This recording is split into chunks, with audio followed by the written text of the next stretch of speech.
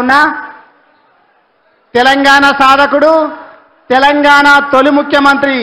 ఎందుకంటే మాజీ ముఖ్యమంత్రి అని చెప్పడం చాలా మందికి మన లోపల ఇష్టం లేదు.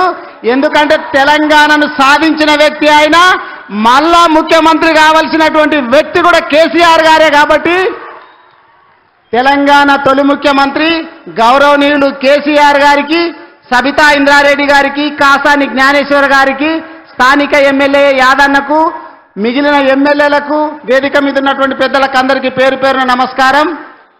ఇప్పటికే కాలాతీతమైంది కాబట్టి నేను ఎక్కువ ఏం మాట్లాడదలుచుకోలేదు.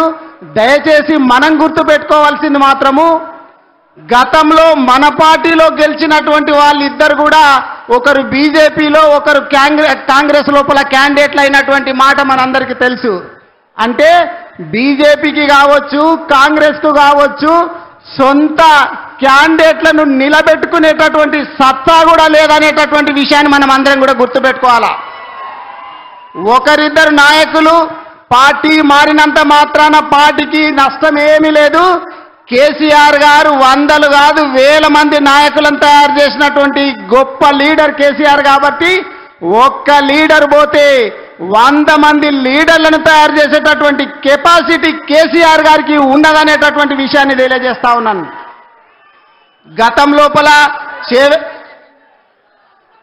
ఇప్పటికే సమయం అయింది కాబట్టి ఎక్కువ సమయం తీసుకోకుండా దయచేసి మిత్రులందరూ నిలబడ్డటువంటి వాళ్ళు కూర్చోవాలి. ఎందుకంటే వెనక ఉన్నటువంటి వాళ్ళకు కనబడట్లేదట. దయచేసి అందరు కూడా కూర్చోవాలని చెప్పి మనవి చేస్తూ ఇప్పుడు రాజేంద్ర నగర్ ఎమ్మెల్యే అన్న ప్రకాష్ గౌడ్ గారిని మాట్లాడాల్సిందిగా మనవి చేస్తా ఉన్నాను.